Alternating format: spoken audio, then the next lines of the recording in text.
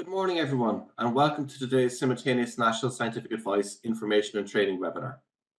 My name is Larry Dwyer. I'm the Scientific Affairs Manager in the Irish Competent Authority, the Health Products Regulatory Authority, and I'm also co-chair of the EU Innovation Network, or the EUIN. Before we begin, I'd like to apologise for the slight delay in starting this morning. Unfortunately, there were some IT difficulties with the broadcast, which meant we had to delay slightly, but hopefully everything is rectified now and we can continue with the webinar. So before we begin with the webinar, please be advised that today's webinar is also being recorded, and the recording will be made available after the event in case anybody who wasn't able to join us this morning would like to learn more about SNSA. So if we move to the next slide, I'd just like to begin with some opening remarks to introduce the EU Innovation Network. The EUIN brings together representatives from innovation offices in national competent authorities across Europe, as well as the EMA's Innovation Task Force. It aims to support the development of innovative medicines and technologies. One of the main ways in which we do this is by increasing awareness of and encouraging the use of available regulatory supports, such as scientific advice. So as you'll see in a few minutes, the EU Innovation Network has been running SNSA procedures since 2020. We have a dedicated SNSA subgroup, and I will be joined during today's webinar by colleagues from the Paul Ehrlich Institute in Germany and the Belgium and Spanish agencies, who have been leading on SNSA within the EUIN. So we've moved to the next slide. So just before we focus entirely on SNSA, I'd like to point you in the direction of information on other EUIN activities. Our annual work plan is available to view on both the HMA and the EMA websites, and outlines planned activities on a number of different topics, including borderline product classification, training, education and communication, horizon scanning, and repurposing, to name just a few. These activities are informed by and fully aligned with the overall European Medicines Agency's network strategy. Our group has also recently published an article in Nature Reviews Drug Discovery, which provides an overview of the group's activities and our objectives and our aims to support the development of innovative medicines in Europe. So if we can move to the next slide. So during today's webinar, we're going to outline the background to the development of the SNSA concept and its scope. We will then provide an overview of the experience gained to date, highlighting the benefits of SNSA. As this is a pilot, it's important that we learn as we proceed. And with this in mind, we will summarize the optimized procedure, including recently introduced changes, as well as looking towards next steps. We really want this to be an interactive webinar and to invite your questions and feedback. Thank you to everyone who's already used our Slido page to submit questions, which we will address during the Q&A sessions. Please continue to submit any questions or comments, either by scanning the code on screen or on the agenda, or by going to slido.com and using the access code #SNSA webinar April. We are very grateful to colleagues in the Accelerating Clinical Trials in the EU ACT-EU initiative for their ongoing support for SNSA and their help in organising today's webinar. ACT-EU is a very important initiative, bringing together the European Commission, the EMA, and national competent authorities to promote clinical trials in Europe. Representatives from the EUIN participate in a number of the ACT-EU priority actions, including Priority Action 7, which focuses on scientific advice. Therefore, we are delighted to be joined this morning by Laura Paopo, the ACT-EU Programme Manager. Laura, many thanks for joining us, and over to you to learn some more about ACT-EU. Thank you very much, Larry, for the kind introduction, and also good morning from my side, and welcome to this SNSA webinar dedicated to applicants. EMA is happy to host this webinar on SNSA, organized by the EU Innovation Network in conjunction with ACT-EU. ACT-EU stands for Accelerate Clinical Trials in the European Union. It is a joint initiative of the EMA, the European Medicine Agency, the European Commission, and the heads of medicine agencies, with a vision to have better, faster, and optimized clinical trials in the EU. ACT-EU aims to transform the European Union into a region that supports clinical trials development and enables collaboration and innovation at all stages of the clinical research life cycles. This initiative builds on the momentum of the implementation of the CTR, the Clinical Trials Regulation, and the launch of CITIS, the Clinical Trial Information System, which occurred in January 2022. The ACT-EU program features several priority actions that are described in our ACT-EU work plan, including, for example, the establishment of the multi-stakeholder platform advisory group, the GCP modernization with the revision of ICH E6R3, the implementation of the CTR, dedicated support to non-commercial sponsors, and of course also a consolidated pilot initiative. One pilot will be on scientific advice requiring the collaboration between the SOAP and the CTCG, and another initiative, another pilot will be dedicated on a pre-CTA initiative, more for those requests that are of technical and regulatory nature. Both pilots are expected to be launched soon in Q2 of this year. But for today, I will not go more into the details on the consolidated advice pilots. The focus for today is on the SNSA. So I will give the floor back to Larry, and I wish you a very successful meeting. Thank you. Thank you very much, Laura. A very impressive workload and a very impressive activities going on within ACT-EU, and all coming together to optimize the clinical trial research environment in Europe, and I think it's great to see. So to begin the main part of today's webinar on SNSA, I'm just going to take a few minutes to set the scene and to explain the rationale behind the SNSA concept. So if we can move to the next slide and the next one. To do this, I'm going to use a real-life example of the regulatory supports used by developers of an innovative medicine over a 5-year period from 2016 to 2020. And as you can see from this slide, in this case, the developer used a mixture of EMA supports, which are illustrated above the line, and national supports that are illustrated below the line. And I'd like you to focus in particular on the bottom left of the slide, which illustrates one of the main targets of SNSA. We know that clinical trial approval is within the remit of national competent authorities, and that as a result, sponsors often seek national scientific advice on products intended to be used in clinical trials, particularly in the earlier stages of development. In this example, we can see that the developer obtained national scientific advice from 8 different national competent authorities in a total of 14 different national scientific advice procedures over 2 years. While some of these were follow-up advice procedures, there's likely to have been significant overlap or even duplication of questions raised with the different national competent authorities. In addition, there's a possibility that the responses given may not have been fully aligned, particularly in innovative or newly emerging areas, where assessors in the different national competent authorities may have had more limited experience and may not have had the opportunity to discuss and seek to align their responses. So, as you'll see in a few minutes when the process is presented, SNSA seeks to provide that platform for NCAs to discuss and align their responses on questions raised in national scientific advice. From the NCA perspective, this offers opportunities to share expertise and save resources within the network as a whole, compared to a situation where the NCAs are reviewing the same questions completely separately. For applicants, it can help to reduce the administrative burden associated with obtaining national scientific advice from more than one national competent authority in parallel. In addition, and I think very importantly, it can help to improve the consistency of the advice given to applicants, which can play an important role in facilitating clinical research in Europe and encouraging more multinational clinical trials. So if we move to the next slide.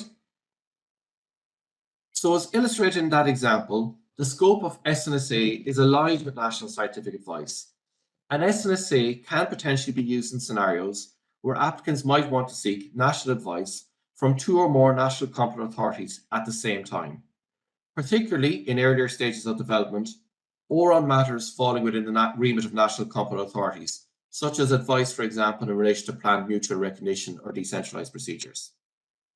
Scientific advice related to clinical trials has been a specific focus area during the current phase of the pilot. SNSA is intended to be complementary to other regulatory supports, such as EMA scientific advice. And as we saw in the example on the previous slide, the developer used a national scientific advice in the earlier stages of development, but then went for EMA scientific advice as they came towards the pivotal clinical trials used to generate data for the centralized marketing authorization application. Following HMA endorsement, the first phase of the SNSA pilot was launched in February 2020, which unfortunately coincided with the start of the COVID pandemic. The pandemic heavily influenced the first phase of the pilot.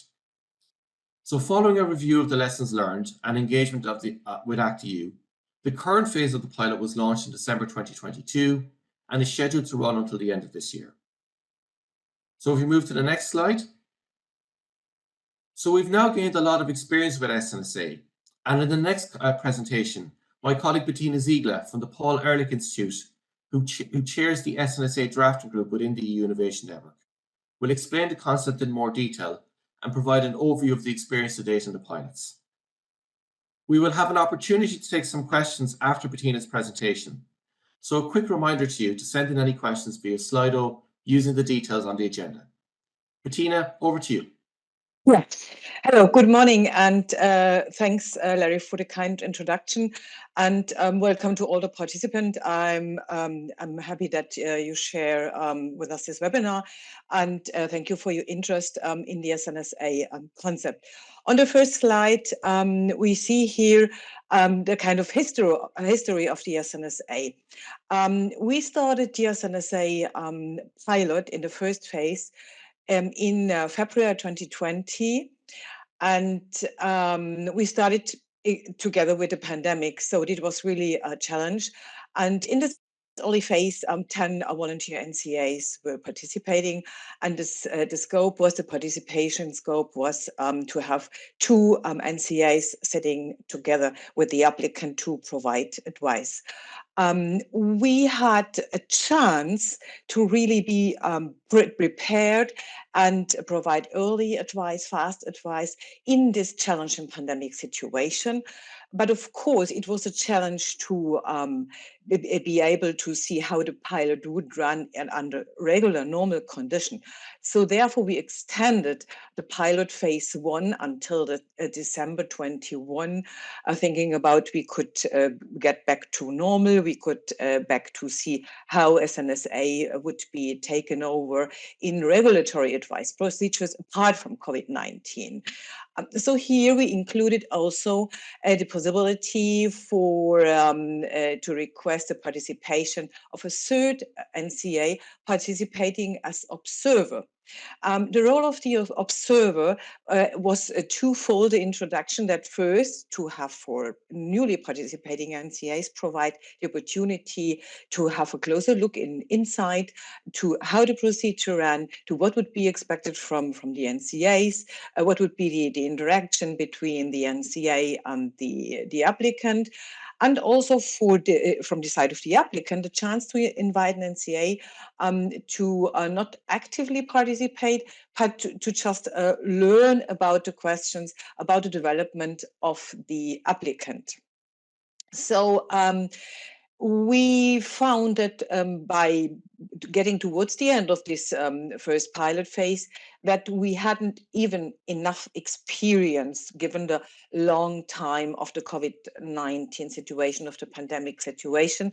So we started to add another pilot phase, but at the same time improving the concept, trying to be more efficient, and also trying, of course, in terms of what Larry just mentioned, to have more NCAs sitting around the table, to include more opinion of member states, to open the concept to the possibility to provide the participation of more than 3 NCAs. And the focus we set at the same time was to include more than 3 NCAs because of the new clinical trial regulation, where of course we all faced harder timelines and other challenges So to here provide the possibilities to applicants and also to NCAs to really have a clear discussion on possible challenging issues, crucial issues, or important key aspects before presenting and submitting the clinical trial application, and to reduce then before issues for the subsequent application phase. So there we also identified the possibility to address early possible challenges and gaps, that critical issues that should be discussed before. So at the same time, we opened the possibility, we got into increased interaction with other relevant stakeholder groups and groups within the EMA, such as CTCG, Scientific Advice Working Party, to really also identify synergies and maximize efficiency by early interaction with them to leverage at a higher level possible issues that would need to be discussed.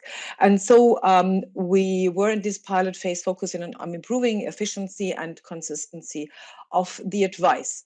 So on the next slide, we see where the this SNSA pilot now went to. We have on the upper slide, we see the first pilot phase where we have the first two NCAs participating, with the observing role in the second part of this pilot phase to invite an additional NCA as observer, and in the second pilot phase to open it to 3 and more NCAs. We further introduced a single entry point. That means we provide a common contact address at the PI. We provide a common application form to be used to request SNSA with any NCA. And also we introduced a common briefing book template to provide the information on the advice sought from the side of the applicant. So we harmonized the process based on the procedure that is specific to opt-in and also predictable timetable for both sides.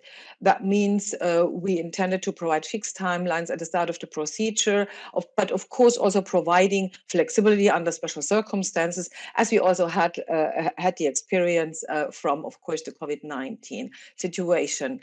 And to provide really a clearly documented positions of the different NCAs participating, we provide at the end of each procedure a meeting report, a consolidated meeting report, clearly stating the different, maybe different positions or single positions of the different NCAs participating, but aiming to really provide harmonized views to really gain, to end with as much convergence as possible. So not to end up with contradictory positions. Also positions might be divergent in terms that, for example, for legal requirements in a single member state, there might be certain requirements put on top, as in, so to say, add-on, but not contradicting, let's say, the way, the consolidated way provided to the applicant he should go for the next steps of his development. So we, on the next slide, we see then the SNSA addresses and topics. And this really mainly doesn't differentiate from the regular national scientific advice. That means we include, we address the same target groups. That means all types of applicants can apply. The focus is on innovative developments, but not only. And of course, we very welcome a special request for advice in early stage of development. And we provide special guidance for SME and academia. And we also draw a clear distinction between the advice that should be sought with SNSA in comparison to EMA scientific advice. So here we interacted with the Scientific Advice Working Party at EMA, and clearly make the distinction that we expect within the SNSA scope advice for clinical trial phases 1 or phases 2, early phases, and all those advice thought with view to pivotal clinical trials, with view to marketing authorization application with EMA, should be addressed with the scientific advice working party with EMA. In terms of scope, we provide scientific and regulatory advice. That means the question can focus on quality, safety, and efficacy, and as already mentioned, early stage of product development, and can include, but are not restricted to clinical trial applications. But of course, when you think about inviting more than 3 NCAs, you should provide a justification why, for example, that you intend to carry out your trial in more than 3 member states. We have also some restriction, unfortunately. That means here we cannot yet accept combination products, and we are not ready to provide advice including HTA aspects and reimbursement, but we're working on these, as you will hear in shortly from my colleague Christoph. And of course, the same as at in the national scientific advice procedure, the questions should be limited to the scope presented with an assent in with the briefing documents. On the next slide, we see then the involvement of NCA so far. You've heard that we started with 10 NCAs, and now we have opened the procedure to that more than 18 NCAs have so far participated in SNSA procedures, and the pilot is open, of course, to invite NCAs not yet participating or that have not yet participated in the SNSA up on your request. On the next slide, I show you the based on the interim analysis, the procedures we've carried out so far compared to pilot phase 1 and pilot phase 2. And you can see that in total, we carried out 35 procedures in the first pilot phase, and now we end up with 60 applications received in the second pilot phase. And please take into consideration that the first pilot phase really expands to reaches from 2020 to 2022. That means about it's spreading across 3 years, whereas the second one is now really 1 year and 3 months. So it's we have nearly a double of procedures in a third of the time. In terms of medicinal products, you can see that most of the requests we have received, the applications we've received, focus on ADMP, but then followed by monoclonal antibodies, and of course also COVID-19 vaccines and other vaccines. We could also provide advice for veterinary medicine product developments, but you see here that the focus is really on innovative products and innovative developments. On the next slide, you can see that in terms of applicants, most of the applicants especially in the second pilot phase, were from non-SME. That means really from large pharmaceutical companies, and we've only received so far 2 applications from academia. On the next slide, I will show you the participation of NCA in the different phases.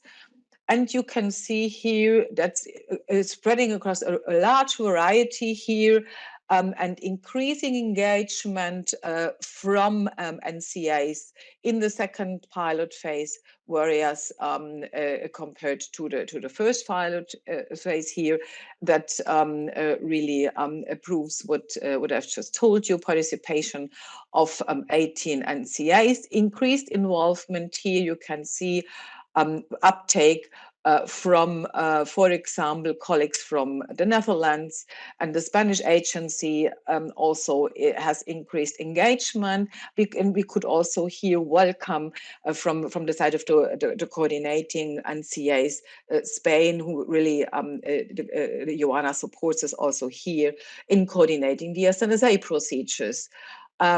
So you can see we have also limited roles here. For example, Italy has, for legal reasons, can only take part as an observer, but the rest is really open to take over all the 3 roles. So on the next slide, you see then a comparison between phase 1 and phase 2. You can see here, as already mentioned, the number of really sharp increase in procedures. And of course, also the NCA is participating. Here is really the very first procedures where we started only with 7, which extended then to 10. And now we're again, have reached 18. And you see what is also important, that we have received 19 applications so far, which involve more than 3 NCAs in the procedures. And the procedures, of course, the coordination is much more effort needed, takes a little time longer to get all the assessors needed on board, but they run very smoothly. And we can also see that the advice we can provide is also mostly convergent. So there are no contradictory positions, and it can also, there are good, really harmonized positions that can be achieved. So what is also important to mention, that we can see here that we really can provide advice also for early development stage phases. That means development stage smaller than before phase 3. So it is the focus on early clinical development, what was also one of our, let's say, foci when we started. And on the next slide, you can see here a result from the SNSA evaluation after the first pilot phase. And here, just to give you an impression of the positions we achieved, that most of the positions were convergent, especially in the clinical questions provided, which is really, I think, crucial if you ask for advice in preparation of a clinical trial submissions. And we have also got feedback that more or less 50 issues were challenging, or could be followed up with the other, with engagement and leverage up to other groups such as the EUIN, the CTCG, or the Scientific Advice Working Party at EMA. So also these issues then were followed up and could be solved or were seen to in the longer run. On the next slide, I show you the feedback from the applicant, which pretty much goes into the same direction. We can see here that also from your side, from the feedback we received, we sent out some surveys asking for feedback, and here the answers to our question. The answers we received were to 100% in agreement with us, supporting development and regulatory understanding. And again, also the advantage what we had identified to be very important, to achieve consolidated views with one of the core and most important objectives of this SNSA pilot, 94%. And you can see here in the bottom line that convergence and harmonization achieved could be in 86%, and 14% provided a divergent opinion. But again, here divergent does not mean contradictory positions. So then in the next slide, I just show you a short summary of the windows of opportunities the SNSA could be for you. So we can, of course, provide a forum for discussion of scientific aspects in a specific multinational regulatory frame, and it's really tailor-made approach, individual scientific advice. And we provide here an efficient approach to maximize the consistency of advice throughout the entire drug life cycle in the different member states. And it's a complementary format to national scientific advice and EMA scientific advice. So it shouldn't be used duplicating effort, but really alongside the landscape of advice we are able to provide for your drug development. So the transition from national to EU level for regulatory support at the scientific advice working body can be really the SNSA. It is also a kind of multi-purpose tool for early dialogue in clinical trial application, as already mentioned, and early discuss some aspects also relevant for application of marketing authorization, variation procedures, and so on. And it is really an added value tailor-made multi-stakeholder concept, because we provide the option to involve ethic committees or also CTCG for, let's say, general regulatory issues for clinical trial applications. So it is upon your request to include these other stakeholders. And for us, it is also the possibility to share knowledge and expertise within the network and to only discuss and align regulatory requirements, also with to future developments that might not be now reflected so far in guidance. And this is also, let's say, an opportunity for us if we see what you develop, because we cannot regulate what we haven't seen before. That means that what you provide us is then our, let's say, a platform and our content to see how we can regulate future development, innovative products. So this is really important to us. So the opportunity to only identify, discuss, and address regulatory challenges, especially for innovative medicine developments, in a consolidated and harmonized way. So this is it from my side. Thank you so much for your attention, and the floor is yours for any questions. Thank you. Thank you very much, Bettina. Excellent job in summarizing 4 years of experience in 20 minutes, which is always a challenging ask. So we're now going to move to Slido for the first time today. You'll see on screen the details are there, and you have the QR codes, and all those details are on the agenda as well. And please continue to submit questions as the webinar proceeds, and we'll have a general session at the end in which we'll catch up on any questions we don't take after the individual presentations.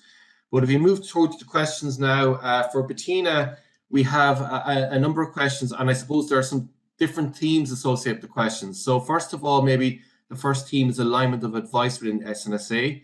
And we see the first question there. In case an SNSA involves more than 3 national competent authorities, and there are different positions of the NCA pertaining to the applicant's questions, how should the applicant consider the final input? Well, as mentioned, the final meeting report provides you clearly the statement and the positions of each NCA. And in total, these positions shouldn't be contradictory. They can be divergent in terms of certain deviations for national legal reasons. And should there remain any issue to be clarified, we have always the possibility to ask for clarification, to get back to us, to ask for clarification, to discuss certain issues. And we had really one case where we had a contradictory position, and we had then discussed this with, it was a general issue, and then for clinical trial application, and we discussed this then with the CTCG, so also this issue could then be solved. Thanks, Bettina. And this next question, I think you probably addressed in part at least, but if maybe you want to add some remarks to it. Will there be efforts to achieve alignment between member states in response to an SNSA request by the sponsor? Yes, of course. The format is considered a way to start with the positive approach to strive for achieving alignment and to discuss crucial scientific issues and how they could be, let's say, coped and fit within all the regulatory requirements and expectations from the different assessors. So we have often a kind of discussion where we clearly see, even if we start with different positions, harmonization can be achieved in the course of the procedure if we do not start with convergent positions from the scratch. Great, thanks, Bettina. And another one here, where the SNSA procedure is used, but there are more than 2 to 3 member states participating in the clinical trials in question, would there be any understanding for other participating member states to comply with the advice given during the SNSA procedure? Well, the procedure here would be the same as if you asked for national scientific advice at one member state or one NCA and then at another one. So that means that if you, for example, ask for, now for SNSA with 3 NCAs and then will want to approach another one and a fourth one at national level, you can provide always the final meeting report to this NCA, and then they might get back in then the national advice provided to discuss possible deviations, and then yes, we haven't had that case, but theoretically you could come back to us to ask for SNSA for including the 4, if should there be really divergent or even contradictory positions then in the end not being solved or on the table. Thanks, Bettina. Now, the next question relates to, I suppose, the relationship between SNSA and EMA scientific advice. So, is there any internal EU-EMA alignment amongst SNSA and CHMP? What if the sponsor obtains SNSA and CHMP as scientific advice for the same program and the different agencies' comments are not aligned? Well, the thing is that it is, as mentioned, you shouldn't duplicate efforts, and if you really take all the, or not all, but both formats available, you would then theoretically approach us at the SNSA before reaching out to the SOP. And I could also imagine that when reaching out to the SOP advice, you might provide more data than you have provided before, because as mentioned, SOP advice should be with view to pivotal clinical trials, whereas ours is the phases before. So, of course, we can interact between both groups and also, of course, between the dedicated assessors involved in each of the procedures to get back should there remain critical issues. We have close engagement, close cooperation. So if you agree to open discussion and to interact in dedicated issues, we are definitely in a position to do this. Thanks, Bettina. And I think that point is we wouldn't envisage that SNSA and SOP advice will be used for the same questions. And indeed, we've got a very good relationship with the SOP. And if we feel that something that comes through SNSA is more appropriately submitted during the SOP, that's the advice we would give the applicant and advise them to seek EMA scientific advice, because the procedures are very much intended to be complementary. And as that example I showed, maybe use SNSA in the earlier stage of development, and as you come towards the pivotal clinical trials for a centralized application, you then go to SOP instead. There's a question coming here. Will the SNSA outcome need to be submitted by the sponsor in CETUS within the subsequent EU's clinical trial regulation CTA application? Or in other words, will the SNSA be considered under the scope of the summary of scientific advice? Yes, definitely. The procedure with a final meeting report from the SNSA is the same as you would do with a national, with the meeting minutes provided from a national scientific advice. Thanks, Bettina. Now, we've had a number of requests for statistics that came in prior to the webinar starting, and I know you've gone through a lot of statistics during your presentation. In terms of these questions, you've addressed a number of them. I think the number of SNSAs held, the time, the number of participating member states, and consensus reached, etc. Don't know if there's anything you want to add on that one. And we've another one. How many SNSAs were conducted under pilot phase 2 involving more than 3 NCAs? Then I think that was addressed as well. And then how many sponsors have used the pilot procedure across study time phases and timelines? I'm not sure, Bettina, if there's anything else you want to add on any of those. I've the data that have been analyzed so far, or I have shown. Of course, there will be by the end of the second pilot phase, there will be a more detailed evaluation. Of course, an evaluation also that will cover the whole pilot phase 2. We will then also provide these data by the end of the process. At the moment, I would leave it for the data I've shown.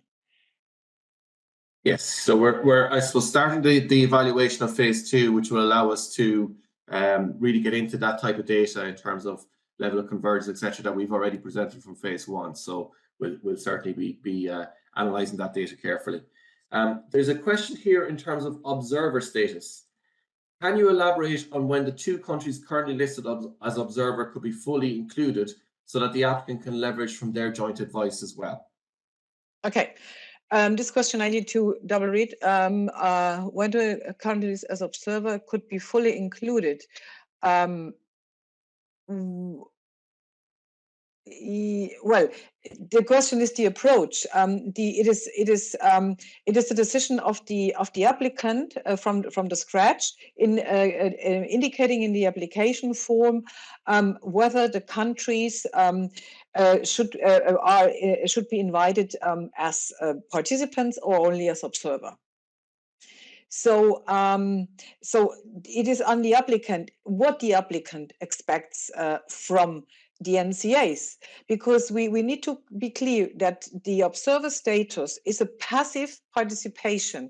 A listener, the observer is a listener, and the applicant will get no opinion from the observer. So in all the cases where the applicant expects advice from, or put it the other way around, if the applicants should include all the NCAs as participating NCAs, always when they expect any positions from them. Thanks, Bettina. I saw Christoph raise his hand there. Yeah. Christoph, do you want to come in on that or any other points? Yeah, I think if I read the question correctly, I think that people are asking why or when the 2 currently observer NCAs, being Italy and CCMO, when they would be expected to also join in a more active way as a participating or lead NCA. That's how I read the question. Okay. So in that respect, I think it's something that we need to also revisit as a whole group. Also, when we will make the evaluations, because there are still other NCAs that are not on the list or not actively involved yet. But in principle open to do so. So this is ongoing work, and we will also need to communicate accordingly as soon as new NCAs would join either as observer or in a more active role. So I hope this is... oh, yes, you're right. Yeah, currently listed. Yes. I already read this. Yeah. In this case, the information we get from Italy is that Italy does not carry out national scientific advice procedures, what is the simple reason that they also cannot participate on this, let's say, national level in the SNSA. And the colleagues do not know, it's a political decision, if or and by when Italy will open national advice procedures. At the moment, Italy participates at the scientific advice working party as a member state, so to say. So this is the one side, and CCMO is taking part in an ethics role. So here it might be easier just to get back with the colleagues from CCMO, asking them if they were ready to actively participate in dedicated cases. And I think here we could start. If you apply, if you request us, if you apply for it, we could get back in this case-by-case approach, as all the procedures are case-by-case approaches, and get back to discuss ethics active involvement, because here, of course, it's probably clear to us also that you will need the active, let's say, vote of ethics here included in the advice procedure. Yeah. Thanks, Bettina. And we just have time for a few more questions in this session, and one or two have come in the last few minutes. Question in terms of the selection of the NCAs. Hopefully it'll pop up on the screen there in a second. How the involved NCAs will be selected, and may the applicant choose them? Well, the choice is up to the applicants, and as mentioned, even those NCAs that are not yet included on the list, that means that have not yet participated in the procedure, can be requested by the applicants. So, for example, to pick up some, Slovenia or Romania are not, or Greece are not yet on the list. If an applicant decides to carry out a clinical trial, for example, in these member states, you can approach us. You can just put on the list in the application form Romania, and we will get in touch with the colleagues, asking them if they could join the procedure. It may then be that they reflect us back. It would be good to first participate as observer. That may be. Then we would reflect this back to the applicant, or they would participate from the scratch. So it's up to you. But please be notified that we have really severe resource problems at several NCAs, and it is really important that if you really focus on dedicated NCAs, that you really approach us very early. That very early means months before an intending meeting date. Because it is really, and the more, of course, the more NCAs you want to include in your procedure, the more assessors then would, of course, be needed to participate, and the more, let's say, challenge is then to find a slot, and the chances increase that the slot wouldn't then be easy to find in a short time frame. So this is really, I want to really encourage you, suggest, approach us very, very early, months before, and the larger the chances are that the NCAs suggested by you, requested by you, are also able to join the procedure. And if not, we have in the application form also, we provide the option to you to vote to indicate as a second NCA or a third one in case your first choices won't be able to participate. But we also, this is, as mentioned, tailor-made procedures. We get back to you in the special case, in direct exchange with you, what we can do, what alternatives, options we have at a certain step. Right. Thanks, Bettina. And you preempted, I think, that second question on the selection of NCAs that just came in as well. So maybe we'll take one more question in this session, and it's about follow-up meetings. Are follow-up meetings applicable after the first SNSA meeting? Yes, definitely. Yes. There you go. Very simple, straightforward response. Same entry point, easy. Yes. Yes. Okay. Perfect. Okay. Well, we'll come back to more questions later in the webinar, so please keep them coming in. We do want to address as many of them as we can during the webinar. So we'll move now to the next session, which looks at the SNSA procedure and ways of working. And our first speaker in that session is Joanna Novo Ordonez. Joanna is responsible for the Innovation Office and the National Scientific Advice Unit within the Spanish agency, and is also an SNSA co-lead. Joanna is going to provide us with more details of the SNSA procedure, including some recently introduced changes that build on the experience gained in the pilot. So Joanna, over to you. Thank you very much for this kind introduction, Larry. And yeah, I'm gonna present the procedural outline, including recent changes. Next slide, please. So this slide was already presented by Bettina. I just want to highlight which are the main differences within this phase 2. So as Bettina mentioned, we included a coordination unit, which is made by PI, Belgium, and Spain. And we increased the number of participating NCAs from 2 to 3 or more. So one of these NCAs can participate as observer. And due to the fact that we want to focus this phase 2 on multi-country clinical trials, we also can include the clinical trial coordination group as well as the ethic committees in case needed. So we will have a single entry point, snsa@pi.de, harmonized process and predictable timelines that I will show you in detail on the following slides, and clearly documented outcome. Sorry for that.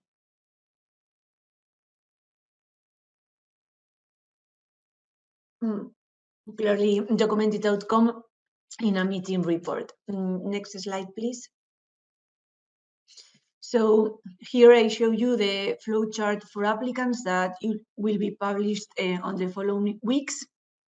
It is actually similar to the National Scientific Advice procedure, with some differences that I will show you in detail. So we will have a submission of the application, validation carried out by the coordination unit as well as by the participating NCAs. After that, it will be an evaluation from all participating NCAs, a TC with the applicant together with the participating NCAs, and at the end we will have a final report. I will break down the information explaining each of the steps on the following slides. Next slide, please. So the first step is the SNSA submission. So the applicant will submit the application using the submission form already published, that it will be updated on the following days once at the same time that we will publish the flowchart. Within this submission form, the applicant should include the questions to be asked at the TC. These questions shouldn't change during the following steps.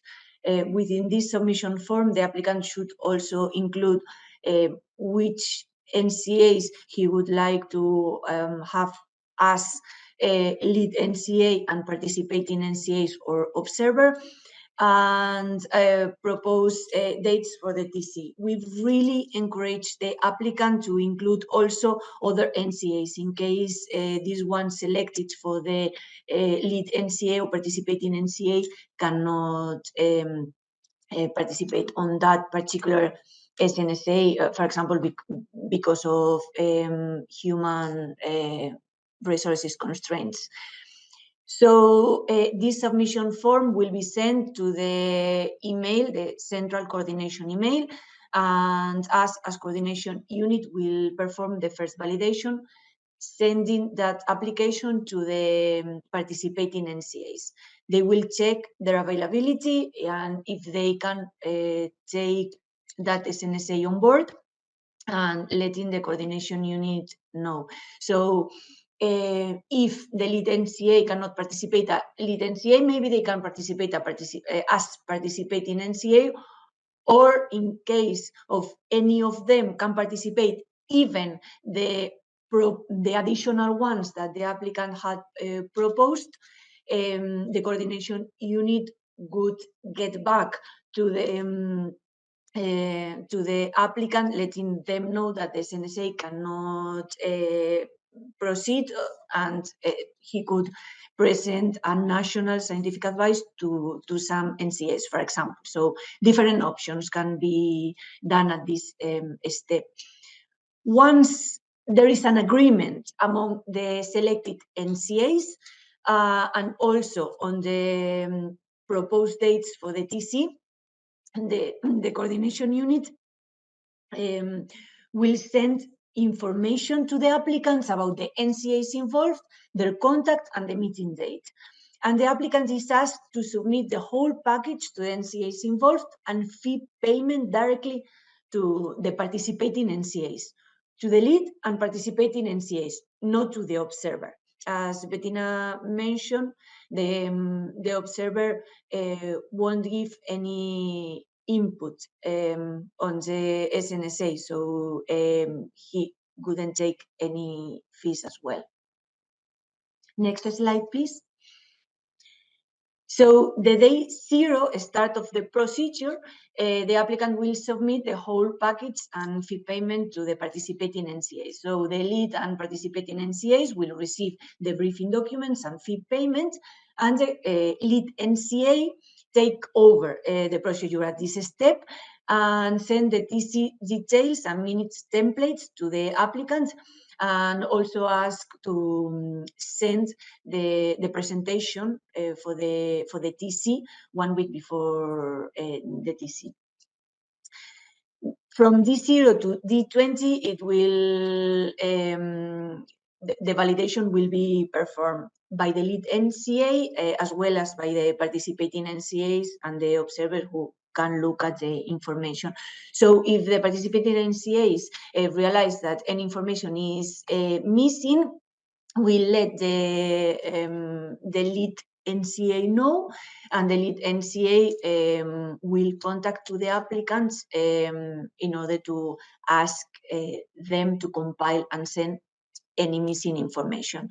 So the applicant will send that information to all NCAs, to all participating NCAs. After that, it will be carried out the evaluation of the SNSA by the NCA's assessors. For that, different interactions among NCAs will be carried out. I won't get into detail, but these interactions can be by writing or by TC.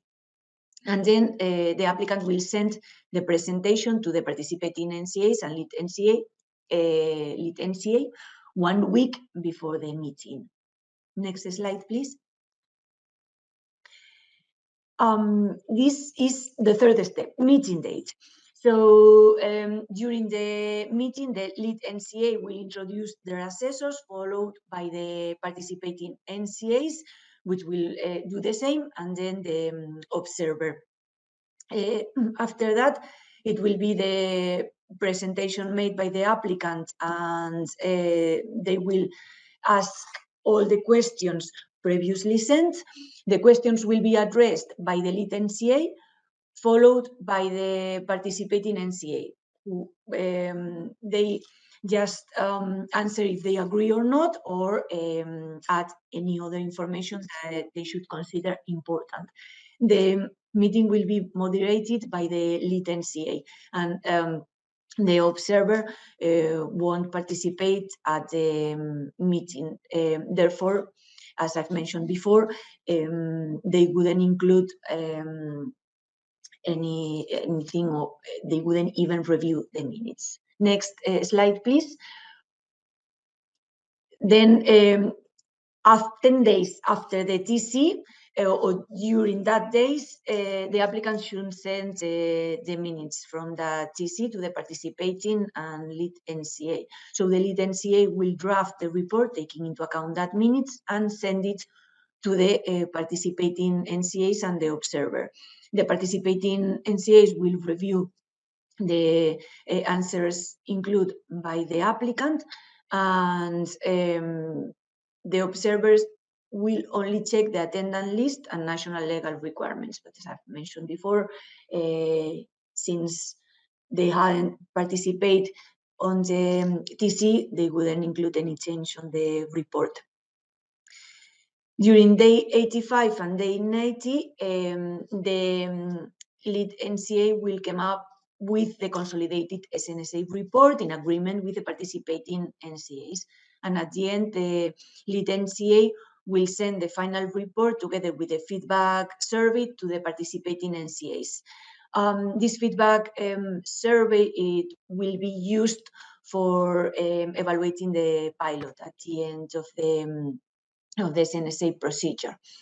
And the lead NCA will also send the final report to the applicant together with a feedback survey that the applicant should send back to the lead NCA once they filled in that feedback survey. It's really important to obtain that feedback surveys for the purpose of the evaluation of the pilot and see how we are gonna continue with the SNSA after the finalization of the SNSA project pilot. The coordination unit at this step will archive the SNSA report, evaluate the survey feedbacks, and also the SNSA procedure. So that will be the explanation of each of the steps. Next slide, please. And here I wanted to show you a case of a study. It was made from academia, even if the majority of the applications were submitted by industry. In this case, it was a monoclonal antibody. It was an European Academia Life Science Institute who submitted that applications, and the monoclonal antibody was focused on the treatment of COVID. The key areas or the areas involved to obtain feedback were quality, non-clinical and clinical, and specific issues, viral, microbiological safety, and pediatric indication. So as results of the advice was the applicant obtained positions of NCAs largely harmonized, and they've also identified critical issues for subsequent discussion. And one thing that I wanted to highlight from this slide is like the timelines of the advice was 65 days and 44 days from the application to the meeting. So even if we've mentioned that the timelines, we expect 90 days timelines, we would love that this would be maximum timeline, and sometimes can be shorter or longer depending on the availability of the assessors, but can be shorter for sure. So next slide, please. Just thank you for your attention, and the floor is yours for any questions that you may have. Thank you. Many thanks, Joanna, for the run through the SNSA procedure, and guidance will be published. Updated guidance indeed is going to be published shortly to reflect the details you saw there from Joanna's presentation, and we'll cover some points, I'm sure, in the question and answer session as well, which will immediately follow the next presentation, which will be our final presentation for this webinar, which is from Christophe Lahort. Christophe is the head of the National Innovation Office and the Scientific Technical Advice Unit in the Belgian agency, and he's also been involved as an SNSA co-lead since SNSA was first launched. And Christophe is going to look towards the future, including the next steps for the current pilots and the potential future development of the SNSA concept. So Christophe, over to you. Thank you, Larry, for the nice introduction, and good morning, everybody. It's a pleasure to welcome you to our second training webinar. The first one took place for the NCAs a bit earlier. So I will share some light on what's on the horizon, as Larry mentioned. What can you expect in the next coming months from the SNSA working group operating under the EU Innovation Offices Network? Because we're a small group, but still quite active with a lot of members taking part of the activities directly or indirectly. So I will shed in the next 15-20 minutes some light on what we will develop in coming months. And this is the first slide is giving you a highlight on this, because some of the key activities that we are running or have planned are part of the annual EUIN work plan that has been endorsed in January by the heads of medicine agencies. So 4 out of 7 activity areas are in that work plan officially. So the first one will deal about how we can update our guidance documents and procedural information for the applicants. Second key activity area is our activities about communication and training, where I will also share some views on. Especially this webinar today is, of course, part of that activity domain, let's say. We will also touch a few words on the future, on where we could start sharing advices across the network by using one common platform, which is heavily needed. And I will also touch a few words on the importance of further optimization of the current pilot procedure, because we're still in a pilot, nothing is written in stone. We need, of course, to further optimize the process. So I'll also share some views on that. Also talk briefly on other potential stakeholders that really want to get involved in our multi-purpose advice concept, because this is also a key building block for the future, I believe. And we will also touch a few words on what we call pre-CTA advice. And as you know, many of you are aware that this pilot is upcoming, so I'll also share some views on that. And last but not least, also touch upon the pre-grant regulatory scientific advice concept that is more, let's say, to be developed in the context of another EU-funded project. So next slide, please. So first of all, and this is important for you to know as applicants, in the very short term, meaning right after this webinar in the coming weeks, we will eventually send out and publish in a formal way our updated guidance for applicants, because the first version dates back from end 2022. And so we need to indeed provide this, because this will also give you much more clarity, as we also try to do today in the webinar. This will give you more clarity and also more certitude on how the procedure is actually running, what you can expect from it. And together with that, also the updated, let's say, procedural timetable that Joanna just shared with you. This is, of course, important piece of information that you also can share also with your headquarters, especially if those are outside Europe. We do acknowledge that it's very important for companies, for clinical trial sponsors, that you have a very predictive, let's say, advice procedure and format, that you know in advance what to expect and when you can really expect the final outcome of each pilot procedure. So apart from that, we are also then further working on our internal guidance document for the NCAs themselves, because we have, of course, a lot of change management to do. We have a lot of assessor teams from different NCAs involved. A lot of scientific advice and innovation office units as well. So we need also to work further on our guidance, which will be based on the guidance for the applicants, of course. Apart from that, we are also updating the list of the participating NCAs, because some other NCAs member states are, let's say, interested in. We also recently shared under the Belgian presidency our current status of where we are with the pilots at the CTCG level. So also there was a lot of interest to work more closely together. Last but not least, we will also update our application form. This is also work in progress together with CTCG colleagues, and I will touch a few words on that, since we also would like to use the application form also for the pre-CTA advice pilots, but maybe with a separate section. So this is also work in progress. And of course, also important, we want to further advance our common advice report template, that we really could strive for a very standardized way of working across all the NCAs involved. After the short term, let's say in the maybe the second semester of this year, more or less, we will also try to come up with a more, let's say, advanced list of also what we call member state specific aspects and issues, because we are aware that, for instance, providing all information about nationally defined fee incentives, fee reductions or exemptions for seeking scientific advice, which could also be applicable for the SNSA requests that you send in. This is, of course, heavily needed, especially, let's say, for SMEs and even more for academia, who have less resources to embark on SNSA, because sometimes, of course, it's also there are fees attached, and this is also pending the national, let's say, fee regulations of each agency.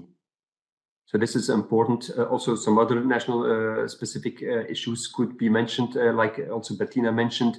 If we have specific, let's say, issues in terms of capacity, it would be very helpful that we can indeed inform applicants about this, so that they can take this into account proactively when making the choice for which NCAs they want to, let's say, get involved in SNSA.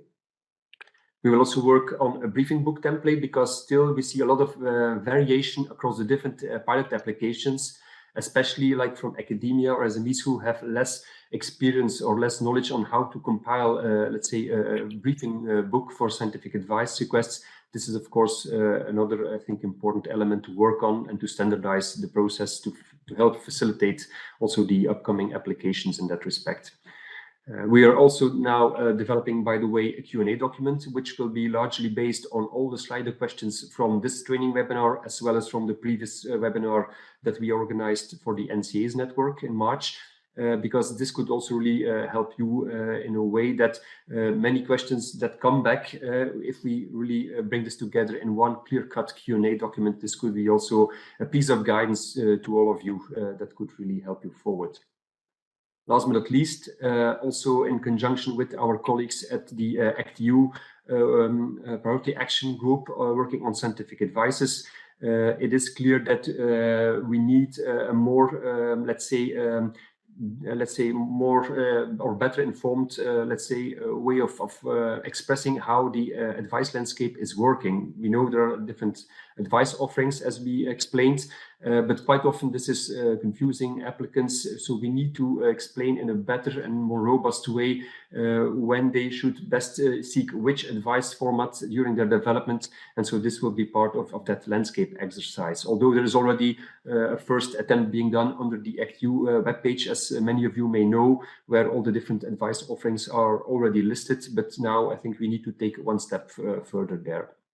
So all these activities in the first domain of actions are mainly intended to indeed increase the consistency in our pilots, but also ensure the predictability, because this is key for applicants, as we clearly understood from recent interactions with key stakeholders. And also by doing so, also increase further the uptake in terms of SNSA requests, not only in terms of participation from other NCAs, but also in terms of requests coming in from applicants, because as you have seen from the data from Bettina, we really would like to have also academia to be more involved in using the concept. They are lacking a bit behind, but also SMEs. And even sometimes we do know that even larger companies, especially from outside Europe, may sometimes even be hesitant to try it out and to use it and to get a first positive experience, which is of course important. So in the next slide, I also want to share some views on our training and communication activities. So the training webinars, of course, the first part in that exercise, but more importantly, we are really enhancing our communication activities at different levels, especially with our colleagues from ACT-EU, from which we get a lot of support and which is heavily, let's say, needed in a way that still today, we believe that the whole SNSA concept is not sufficiently well known. Sometimes even in larger global companies, because of the size of the company, it's not always reaching the right divisions or the right people. So overall, and also looking at all the, let's say, the different stakeholders that we need to reach out to, it is really important that we increase the communication and the awareness. Because of course this will also indeed not only inform them about the potential added value it can bring to them for their development programs, but also increase the further uptake, especially like for the academics, but more importantly, and this is for the remainder of the next 9 months, we really want to explore the full potential of the SNSA concept, because as Bettina alluded to, it's a multi-purpose tool that we can use for different needs from different key players in the pharma and healthcare sector, and really want to have as many pilots from different domains and different types of applicants coming in by end of this year. Also, in that respect, identifying based on those pilots the key needs from the different types of applicants and innovators is crucial to really also shape our views and our strategy. Also within the network of agencies and together with the EMA colleagues, what we could do in the next step beyond 2024. Because of course, the end of pilot phase 2, we don't see it as an end point, but rather as a starting point for the next phase, let's say. Next slide. So in terms of sharing the advices and developing a common IT platform across the network of NCAs, there we are already exploring the different technical possibilities and avenues for implementing such a common platform. Of course, this will take a lot of resources, but at least it will really be a crucial, let's say, success factor in the way that we manage all the data and share, especially share all the learnings and the opinions across the network of agencies, because it was also mentioned in the previous slide of questions. how can we ensure consistency across the different advice, let's say, offerings, but also across the network of NCAs, some of them being involved in some pilots, some in others. So this is, of course, a crucial, let's say, piece of the puzzle and the way of, let's say, sustaining our activities in the future. So we are also then in another, let's say, activity domain, also enhancing the use of our own internal SharePoint site that our EMA colleagues have set up together with us, where we share all internal information. This is, of course, important to increase our efficiency as a group. So all these activities are indeed intended to optimize our let's say, way of working, and especially to really come up with what we call a sustainable, robust process beyond 2024. Because still today we see indeed many challenges, and we still have a lot of opportunities to further increase, let's say, the efficiency and the way that we deal with the incoming SNSA requests. So also in that respect, increasing the consistency in the decision making is of course crucial, because we do know that as let's say a regulatory network, and as we have a very complex system across Europe, we need to really ensure across all the different advice offerings maximum consistency in the decision making process. And also in conjunction with that, and even more importantly, ensure the consistency with the scientific regulatory opinions given in the SNSA context, and then also in the subsequent stages, like when you submit your clinical trial applications for under the CTR, to really ensure that all involved expert teams really take the previously given advice into account as far as needed and as possible. Last but not least, building up the institutional memory, as we call it, is really, of course, key, that we can really also leverage, and this is really beyond the individual dossier level, that we can really leverage the key learnings from each and every pilot. And in that respect, even in the already in the final advices, there's already a disclaimer where we really ask the consent from each applicant that they allow us to at least share, of course, in a fully confidential manner, some of the learnings across the network. Why? Because it's really already very clear that from the current pilots, we can learn a lot in the way that research is being performed today and tomorrow. And we can also make the links with a lot of other activities, both with CCG colleagues in terms of drafting maybe or identifying needs for future guidance documents, but also with EMA and ACTU colleagues. So we can really have a kind of second layer of learnings and outcomes beyond, let's say, the individual SNSA pilots. And this is, of course, very crucial to also future-proof our system. Next slide. Process optimization. Of course, this is one of the key pillars for the remainder of this year, and also for that reason included in our EUN annual work plan. And so actually the work has already been started now based on all the incoming data from all the lead NCAs who coordinated the pilots. We are already indeed diving into the details of all the pilots and really to find and learn from it as much as possible. Because of course we need to report back by end of this year, not only to the heads of our agencies, but also to our ACTU colleagues from which we get support, and learn from it in such a way that we can really take the next steps and really come up and with a clear-cut proposal for which we really want to strive, because we need this best practice model. Of course, this is due or subject to a formal endorsement from both HMA ACTU early 2025. But as already Bettina alluded to, there is a lot of or a big window of opportunity to further increase our efficiency and optimize the procedure, for instance, by really enhancing the central coordination, but also indeed maybe together with the stakeholders try to refine and really our way of working, and not just see SNSA as a kind of static process, but more as a iterative dynamic process by which you can really use it not just for an initial advice, but also for subsequent follow-up advice requests. And by the way, we already have 9%, 10% of follow-up SNSA requests coming in these days. Because sometimes applicants try to squeeze in too many questions in one single advice request, which is rather delaying the whole development instead of fastening it up. So I think by really stratifying and coming first with maybe your preclinical or quality questions, and then followed subsequently with your clinical development kind of questions, this could really, in a more iterative way of working, really enhance the efficiency of the whole process. But also bringing in maybe other approaches like the multinational team approaches could also render the pilot process more efficient. And last but not least, we will also further enhance collaboration with our colleagues from the Scientific Advice Working Party, CTCG, and I will touch upon that in a few slides. Again, with the aim to further increase not only the predictability, but also the quality of our advices given and the consistency across the different advice requests. And also make the link, of course, with European advice offerings. Again, making the process more leaner and save resources is also, from the NCA's perspective, very important, because as you all know, both EMA, but especially also the whole network of agencies, they face, of course, capacity issues these days. So we should really strive for a common approach by which we really try to use all our resources in the most efficient way possible, and also try to avoid overstretching the system. And this is also, I think, an important key message to you.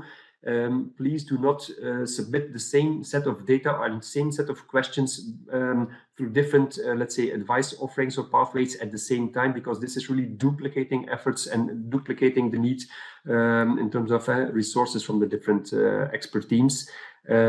So again, it's really important to make use of the different advice offerings in the most efficient way across the whole life cycle. Again, ensuring the sustainability, as I mentioned, is going to be crucial, because, of course, we are now in a pilot phase, but really want to come up with what we call fit-for-purpose model, addressing all the needs of the different applicants and innovators. Because now, of course, we have mainly focused, and we see it from the data, the vast majority of the SNSA pilots are inherently related to clinical trial applications. But of course, I think we also see a lot of potential, for instance, in the area of drug repurposing, but also in terms of, let's say, supporting MRP-DCP procedures, where you don't need indeed a full-blown European advice, but rather a specific advice from those key member states who will be involved in the procedure. We can still, I think, expect a lot of additional added values if we also see pilot requests coming in those areas. And also in terms of scope, it is important that we further align. We already are engaging with Scientific Advice Working Party colleagues, where we refer sometimes cases from SNSA to their level or vice versa. But also, and more importantly, indeed also looking and considering other domains for which SNSA could be useful, like in the domain of medical devices, IVDs, or combination products, is of course something that we need to explore altogether, because there is certainly a need for it, especially in view of the interplay and the complexity between MDR, IVDR, and CTR these days. Next slide. So overall, considering also the involvement of other stakeholders, as already our colleagues alluded to, I think also gradual involvement of ethics committee experts in our advice procedures is really, I think, a critical success factor. And of course, also bringing in our CTG colleagues as well, because there we really want and need to connect the dots between what is being assessed at clinical trial level and what is really being assessed in the preceding stage at SNSA level, and to really make a one-to-one fit with both types of procedures. And by doing so, also really enhance multinational clinical trials. As Laura Piopa mentioned, we need better designed trials, bigger trials as well, that we can really build up, let's say, a more competitive system and a more efficient system across Europe. So in that respect, we need to explore further development of the concept of SNSA, as I said, with different players. Also explore collaboration with the other priority actions under ACT-EU, where we could take next steps forward, I believe. But also, and especially, look also at how we can involve, for instance, other key players like patient representatives, as some national authorities already have some pilots ongoing to include patients in their scientific advice procedures or in other types of procedures. This is, of course, important, because we really want to ensure that the clinical development of new innovative products is really fit for purpose and really addressing the high unmet medical needs from patients and the needs from the healthcare professional side as well.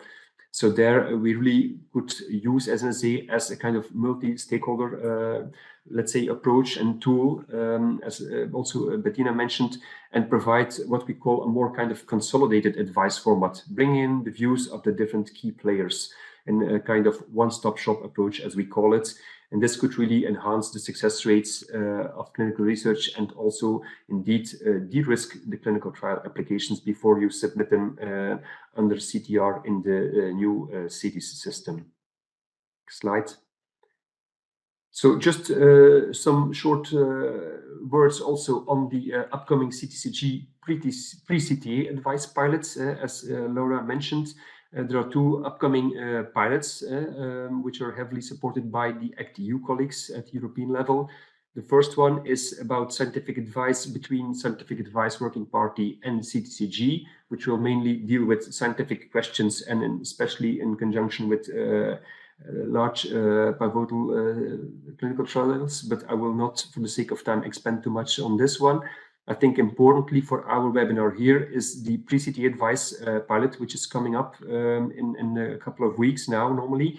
And this kind of pilot will mainly deal with the more kind of technical procedural aspects in relation to clinical trials, because still today many applicants have problems or face difficulties in how to translate specific issues into their technical submissions under CETIS. And this is quite often delaying, let's say, also clinical research, which we want to avoid, of course. So in that respect, and we really want to set the scope quite clear, as clear as possible, as compared to the standard SNSA offerings. Under the pre-CTA advice pilot concept, no scientific questions should normally be submitted, because there we have the other advice formats in place. The main aim here is mainly to de-risk your clinical trial applications prior to formal submission and to avoid any delays during the formal assessment of your clinical trial in CETIS. And by doing so, enhance the evaluation and speed up also clinical research across Europe. So some of the key features that I can share with you already today in the next slide is, first of all, the can we have the next slide, please? Yeah, thank you. So some key features of the upcoming pilot. So first of all, it's intended to be a short procedure in terms of timelines. Normally it will be around 30 days, mainly written advice format. And the validation will normally be performed in a joint manner between the SNSA coordination unit and the CTG coordinator, because of course we want to ensure that any requests coming in would indeed fall within the scope, the intended scope of the current pilot. If some requests would really fall in another scope, one of the other advice offerings, we will need, of course, refer then the applicant to, let's say, the most appropriate advice pathway and format. Also, in terms of questions, there will be probably a kind of limit being set, because indeed it's not the intent to submit a large variety of many different questions in this stage prior and very closely to your CTA submission, because it's really important that you come up with a clear and mature study protocol when you would approach the CTG and the SNSA coordination unit for a pre-CTA advice request. Because anything that would still be further down the road or more upstream, as we call it, would rather be considered as probably falling within the scope of other advice offerings like SNSA or even national advice. So this will be, I think, a very important key feature to really set the scope. And in that respect, the applicants will be asked to already share information on the proposed future RMS for their clinical trial application and also the concerned member states they are thinking about. So as I said, the entry port in the early part of the procedure will pass the SNSA coordination unit, but then soon will be transferred to the CTG coordinator. And further, of course, details are now actually being elaborated upon, will be discussed at ACT-EU level end of April in view of hopefully launching the pilots pretty soon, probably, or I think around early May, but at least if there might be a slight delay, especially it will for sure be piloted and started up in the second trimester of this year. It's also important that this will be launched normally in parallel with the other pilots, because we want to avoid, let's say, complexities with different dates of launch. So in that respect, the pilot will be, or the incoming pilot requests will be evaluated each time after 5 pilots have been handled. And the experience, of course, gained will, of course, drive any potential further adjustment or refinement to the ongoing pilot procedure. So last but not least, I also have one more slide for you on the 7th domain of activities, which is indeed focusing on what we call pre-grant regulatory scientific advice, because really interacting between regulatory authorities and funding bodies, it is really strikingly clear that we need to enhance collaboration between both networks and both type of stakeholders, because we see a lot of funded research and preclinical research projects at different levels, which quite often have a very solid scientific idea, but which are quite often sometimes unfortunately doomed to fail because the applicants have overlooked the regulatory compliance and all the regulatory requirements that they will be facing across their, let's say, development projects. So in that respect, funding bodies often need to decide on whether they grant funding or not for a given project on a limited basis of data. And in that respect, we need to learn from them what are their data requirements and ways of working, and how can we bridge the gap between the regulatory world and the funding bodies world, because this will also really drive and help forward academic research for sure. And in that respect, we are going to link with another very important project, which is called IncreaseNet, where there is a specific work package foreseen in relation to innovation support. It's a EU for Health joint action funded by the Commission, and all 27 member states are heavily involved. So it's a unique project started in January and running for 3 years. So, and there we will also, in that context, explore the future potential of SNSA as a format, probably with a number of modifications, and how we could also deliver and address certain needs for providing early onwards in the pre-granting stage advice in relation to drug development and medical technologies in conjunction with funding bodies, and to help academics and research from SMEs forward in that respect. So again, the aim is here to indeed increase capacity building across the both types of stakeholders, and also building competences and learn from each other. Of course, again, with the view of really coming at the end of the day, hopefully to one kind of what we call one-stop shop approach, where we could indeed bring added value by providing, let's say, consolidated advice towards the applicants, reaching out to funding bodies for grants for their research. And eventually, the key goal is, of course, to accelerate preclinical and clinical research across Europe. So I believe I'm at the end of my presentation. There's one more slide with all the web pages for your reading and further information, where you can find all details. So I would hand over back to you, Larry, for the Q&A session. Thank you, and happy to take any questions. Thank you very much, Christophe. I think it's very evident for Christophe's presentation. There are lots of plans for the future, and I think Christophe actually touched on a number of questions that were coming in about future plans as well, which is good to see that there's our vision is aligned with that of stakeholders, which is good to see. So a final call for any questions, if you'd like to submit them. We have a few questions now on the presentations you've just heard, and then we have a general Q&A session at the end as well. So the details are on screen and on your agenda as well. So please feel free to submit questions.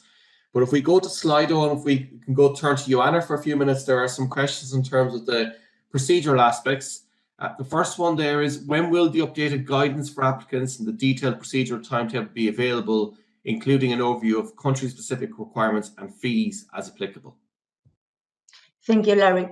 The flow chart for the applicants presented during today's webinar will be published on the following weeks. And regarding the fees, the applicant should check them at the National Competent Authorities web pages, since right now the fee to be applied for the SNSA is the same fee to be applied for the National Scientific Advice. So they should check it with the participating NCAs. Perfect, thank you, Joanna. And there's a few questions on timelines, and we might take them together. The first is, will the SNSA follow a consistent timeline irrespective of member states involved, or could there be country-specific timing? And then there's another one here looking for clarification on the defined versus the actual timelines for each step of the SNSA procedure.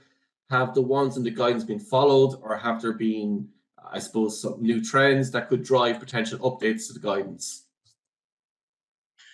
Well, the general timeline is the one presented today, independent of the member states involved. Nevertheless, the timeline presented could vary depending on the number of NCAs involved, on the NCAs, and also on the NCAs assessors' availability participating on each simultaneous national scientific advice. We would like, and we are trying, that these 90 days would be the maximum timeline for the simultaneous national scientific advice. Sometimes the timeline is shorter, as I showed you in an example, and other times is longer. For example, due to the fact of a higher number of participating NCAs on an SNSA, but we really encourage all stakeholders to follow the present flow chart, speaking with the timelines for each step. During the pilot, we are also taking actions to reassuring the predictive timelines. Nevertheless, we should take into consideration that this is a pilot, and at the end of it, an evaluation will be performed to see if it will be established as a formal and additional scientific advice. And at this stage, looking at the trends, maybe some updates will be introduced. Thanks, Joanna. And now we have a question on challenges. If you could share any challenges that NCAs are facing for the SNSA procedure, and also if there would be any recommendation for applicants to streamline the SNSA procedure.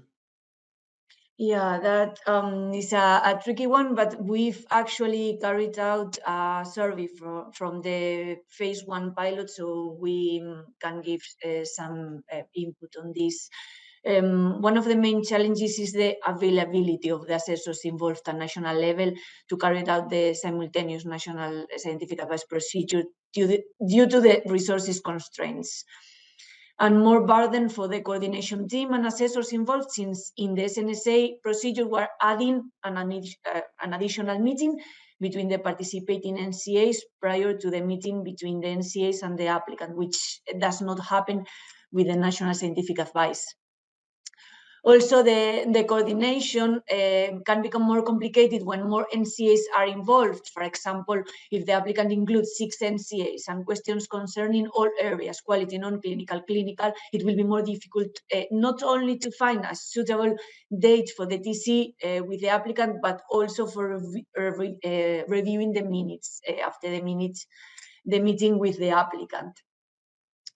So that regarding challenges. And as a recommendation for the applicant, they should apply for an SNSA as early as possible, proposing the dates in advance and selecting the lead and participating NCAs, as well as some additional NCAs in case the lead and participating NCAs cannot take part of the SNSA, because if we need to stop the application just for asking the applicant to add another NCAs, it will increase the timeline. Moreover, the applicant should think in advance which advice of among the available ones fit better for the purpose, selecting among centralized, SNSA, or national procedures in order to avoid duplications and therefore decreasing resources constraints.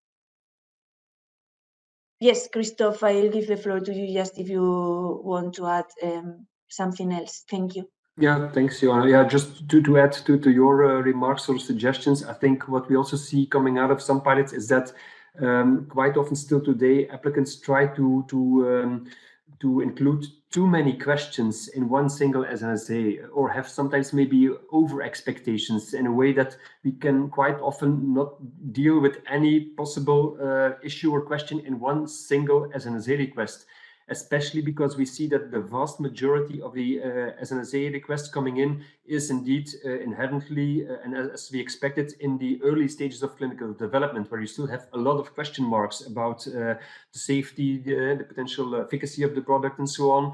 So in other words, and as I was alluding to, we need to take a more iterative approach and really guide applicants to, and we had a case where it was almost really a request for the whole development strategy and whole development plan from phase 1 up to phase 3, where we said to the applicant, no, this is really beyond what you should expect. And it's not fruitful at the end of the day. So there, I think we can also guide them in a way to say, let's say, take the first top 5 or top 7 key urgent questions in a first SNSA, have a fruitful discussion with the regulators, and then come back for iterative discussions on the next stage of questions and key criticalities. So this is more efficient at the end of the day and saving time, although it's maybe not perceived in that way. I think secondly, as you mentioned, I think also avoiding overconsumption and asking the same type of questions, both at either national or at European level. This is, I think, also not helping things forward. And there again, and with the landscape exercise, we will try to come up with a more clear-cut guidance document, and maybe even with a kind of flowchart or decision tree when you should best be heading for which type of advice request in the most efficient way. Because at the end of the day, both the network as well as our colleagues from Scientific Advice Working Party, we both have the same issue about capacity for sure. Because at the end of the day, the scientific advices, regardless of the entry port, it's all being assessed by the same assessor teams across the whole network. So there we can indeed, I think, try to incentivize applicants to take their advice requests in the best way forward. And also come with the right expectations, because we know that indeed SNSA provides an in-depth discussion meeting with the applicant face-to-face, which is a key advantage and not always the case in other advice offerings. There you can enter in that in discussion with all the expert teams, but again, be sure that you're very well prepared and that you also don't, let's say, come with novel questions during the meeting for which the assessors are not prepared. So coming with the right expectations and be open-minded in a way that sometimes companies still ask for a kind of almost a pre-assessment of their clinical trial application then that would come in a few months later after the SNSA. This is, of course, not the goal of any advice request. We really will give guidance on specific questions raised by the applicant. So there again, it's another suggestion for the applicants. But I'll stop here. I see Bettina wants to come in. Yes, thank you. Just maybe one piece of information and one advantage for the applicants, if they should take or intend to take the stepwise approach you suggested, Christoph. I think if you come at several crucial stages more often, if you seek advice stepwise, that could also be really important advantage for your development. We have carried out this, or we have developed this concept at the Polytechnic Institute, and we've been carrying out this for quite some time now. And the advantage clearly is if you approach us in the first time to seek advice, for example, your product characterization, manufacturing process, or any quality issues, then you can also include our recommendation into your next steps of the development. For example, when you then pass from to the next step of non-clinical development, for example. And then, of course, at the next stage, if you come at this crucial development step, we're presenting us your presenting to us your non-clinical data with view to advice for the clinical development, which would be then again the next crucial step. So all the advice we can provide early to you, you can already include in your next step. So you can in this let's say multinational, multi-NCA environment format we provide, you can include as much requirements, harmonized requirements, hopefully, and this may also speeden up your development, even if you approach us several times. And we have really the possibility, if we only need to ask quality assessors to participate in your advice procedure, that might be done within a couple of weeks, whereas if we need to provide the full equipment, the full assessment vessels throughout all the areas, this might, in certain, let's say, development, innovative products where we have many inquiries, this might take months. So it is your decision, or to approach us very early, or really to ask for stepwise approach, what could really also be an advantage for your development. But I stop here. Thank you. Thanks, Bettina. And I suppose take from that there's maybe a direct correlation between the complexity of the ask and some of the challenges that might be experienced then during the subsequent procedures. Joanna, another question that's come in the procedural aspects, and I think we've clarified this, but just in case, is it considered for more member states to be allowed to participate? Currently, only participation of 2 or 3 maximum member states are allowed, which may not give an EU-wide perspective. Just to clarify that point, Joanna, in terms of the number of member states who can participate in an SNSA. Yeah, from phase 1 to phase 2, it changed that from 2 NCAs to 3 or more.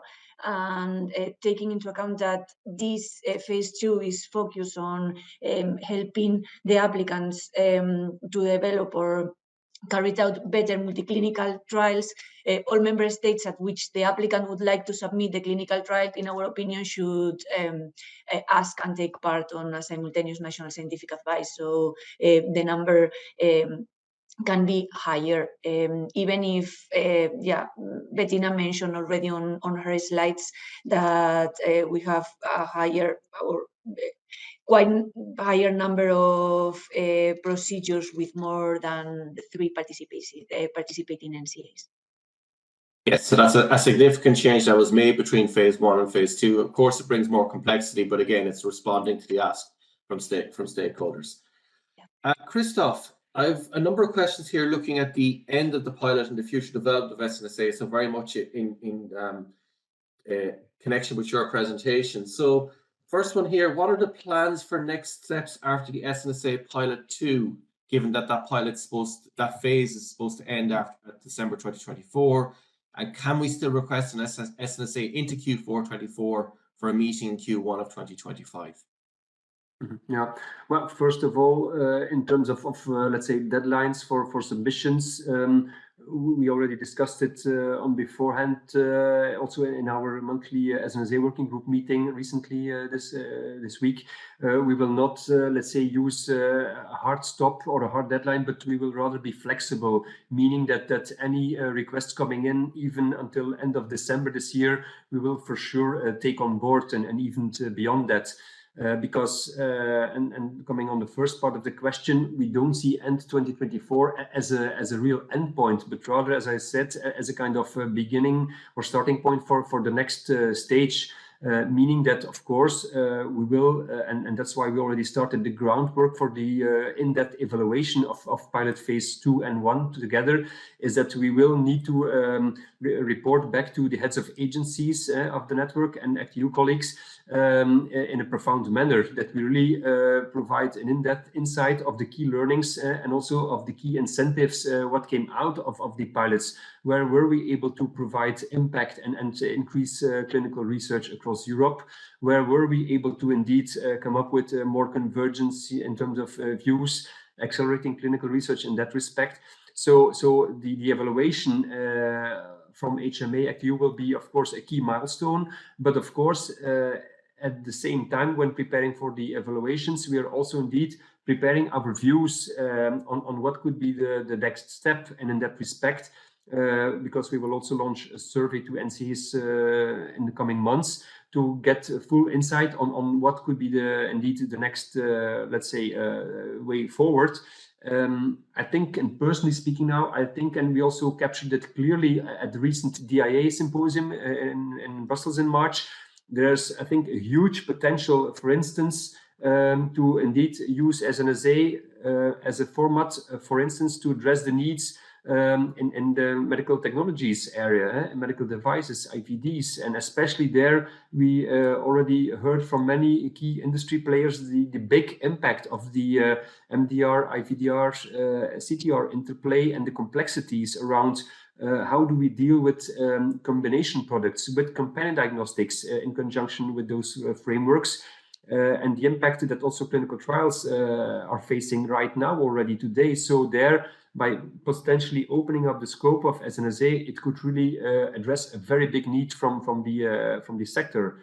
But of course, this is indeed part of the exercise on also, let's say, consulting the NCAs and also the HMA subsequently to, first of all, let's say, bring the key learnings, and secondly, indeed, propose also indeed the next, let's say, next steps. Of course, in that respect, we will also need to ask for resources, because it's clear that we're really reaching a kind of critical milestone in the whole project, is that if we really want to take next steps, we also need to take then next steps in terms of building up capacity, resources in IT infrastructure, essentially. Thanks, Christoph. And I think you've touched on a very important theme there that's coming through in the questions. And I put a few of the questions on screen there in terms of that interaction between advice on medicines and advice on diagnostics or devices, for particular combination products or for studies which involve the use of different types of products. You've outlined there that the plan is to look at this going forward. Obviously, it would bring a layer of complexity as well, and that we need to prepare and lay the groundwork for it. But certainly, I think we want to respond to the real world needs that are out there in terms of clinical studies, and it's a recognized need. I don't know if there's anything else you want to say on that. There's a number of questions here on that theme. I think you've addressed it, but in case there's anything else you want to say. Yeah. First of all, and coming back, it was expressed in, I think, in one of the slides from Bettina, that at least in the current scope, and still at least today under pilot phase 2, the scope was mainly limited to pharma products, both from human and veterinary sides, and also drug device combination products, for as far as the combination product would fall within the regulatory status of a medicinal product. This is, at least today, the current scope. Of course, for sure, we do acknowledge the key needs from the medtech sector and also pharma sector, who is facing really, indeed, of course, the huge, let's say, how would I say, the influence and the entry of all the digital technologies in classical pharma world as well. So there, we do acknowledge there's a huge potential, and with, of course, with agreement from other NCAs, and also depending on whether they have medical devices, IVDs, etc., under their remit, we could indeed consider broadening up the scope, or maybe with a subset of NCAs where possible. But again, this is, of course, subject of debate, both with HMA and I think also logically with MDCG colleagues as well at a certain stage in time, because we need to bring them also together the experts from the NCAs network dealing with devices, IVDs, health technologies, etc. And especially in the field of AI, I believe we have indeed a huge need and urgency to prepare for such this type of advice request, because it's already the reality. It's already out there, as we know. Thanks, Christoph. And then I think the final set of questions specifically in your presentation before we open out the agenda more broadly is clarity on the scope of the SNSA procedure versus the pre-CTA SNSA. I think you addressed that in your presentation, and further explanation as to what operational would include in the context of the scope of pre-CTA SNSA, and then the timelines for launch pre-CTA SNSA. Again, I think you addressed that, but just in case there's anything else you want to add there, or just to reiterate the point in terms of the timelines. Yeah. In terms of scope, as I was indeed rather brief, but this is also a topic of further, let's say, discussions also with CTCG colleagues, with ACT-EU colleagues now these weeks before the formal launch. So the pre-CTA advice concept, which is mainly operated by CTCG colleagues, is really focusing on what we call the more technical procedural aspects. To give a very typical example, if you have a very complex clinical trial design or a decentralized clinical trial, there may be many implications, many repercussions for that design in the way that you will also submit your application in CETIS. And so typically we have cases where indeed if you would have a kind of staggered or combined phase 1-2 study, quite often there's both a kind of scientific aspect as well as a more kind of, as a consequence of that, also the more kind of regulatory procedural aspect. How do you submit then potentially in different steps in CETIS your application? because for some reasons, you may have safety reasons. Experts may need to want to see the data coming out of the first part of the study based on the design and really assess it in a formal way before really granting then the applicant and the sponsor to move on to the second part of the study. So there, for a lot of reasons, you also then have the more kind of procedural aspects. And there, typically, indeed, the pre-CTA advice concept could really bring added value. I think maybe another example is typically is that although we have the clinical trial regulation in place now, still today there are a number of purely national member state specific requirements.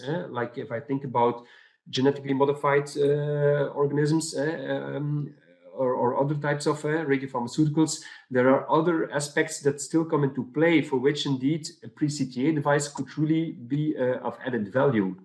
But also other technical aspects like on GXP or specific guidelines might indeed be part of that type of pilots. But again, the proof of the pudding will be in the eating, of course. And in terms of launch, in terms of launch, as far as we at least learned this week from our CTG colleagues, the aim would be probably to try to set up and launch the pilots somewhere around May. But of course, the sooner the better, that's clear. And of course, this is work in progress, and our colleagues from the CTG will indeed communicate as soon as possible on this in a concise manner. Thanks, Christoph. So now opening up more widely to some of the questions coming in. Bettina, there's a few questions there on meetings. Maybe you want to take them all together. The first is the meeting mandatory, or can you opt to have just a written procedure only? Are the meetings, if they take place face-to-face or virtual only? And again, can the sponsor ask for an SNSA meeting or a written feedback process? Yeah, thank you. Well, of course, it is definitely possible to ask for written feedback. And written feedback, I think, is also welcome from our side if the questions are easy to answer. So if there's a discussion needed, in also especially in terms of do we need harmonize positions, is it critical aspects, then of course a meeting, a discussion or a meeting itself would be favorable. But if the questions are easy to answer, it would be definitely more efficient, faster for both sides. And as per the meeting itself, the meetings are these days normally organized virtually. And not face to face, especially if you think about that there's several member states involved and several NCAs involved. So I think it would be really much demand to have face to face meetings, personal meetings organized when much traveling would be involved. I think this would really be it would be counterproductive to the concept. And so yes. Anything I miss out here? The fees, well, the fees, as already mentioned by Joanna, the fees are based on the national, on the fees of each member state, each NCA, based on the national legal cost regulations. And so it depends on national organization, and it should be inquired with the NCA, then with the respective innovation office coordinating units there. And it's also different, the payment asked for. Some NCAs, be aware of this, also ask for payment in advance. Other will send you a kind of invoice after. So this is also different. Okay, so then a fee for the observer is not required because simply based on the fact that the observer has not any active role. So therefore, you can't also expect any active involvement, and it's up to the observer in which kind of, let's say, depth he dives into your documents. Of course, your documents will be provided to the observer. And it may also be that NCA is requested to participate as observer are not in favor of taking over that role if they're short of resources. Be aware of this. So really discuss in your team, ask yourself, what would you expect from the participation of an observer? If you're not sure, get back to us, to the coordination team, and we will discuss this with you. So, and the objective, as mentioned, is from two sides. So that means to open the NCA and give the NCA a possibility, an option to first, when not having been acquainted with the procedure, not having participated before, to have a closer look how the procedure, how the SNSA works, how the exchange is being done between NCAs and also between NCAs and the applicant, and from the side of the applicant to have a kind of portfolio information to some NCAs, maybe without expectation of active, let's say, answers of active positions provided. But Christoph, you want to come in here? Yeah, just maybe two small remarks before I forget. For the meeting format, it's also quite often possible, and many NCAs do allow for some flexibility to allow for a hybrid meeting format. We had a number of pilots where typically let's say the company or some people from the applicant side was really also let's say joining then the lead NCA at their offices. So hybrid meeting format is normally quite often also possible and allowed by many NCAs. So this leaves also some flexibility to the applicants then to bring in some of their people physically at the agency taking the lead in the coordination, and some others remotely let's say participating, especially if some of the people are let's say located with headquarters in US.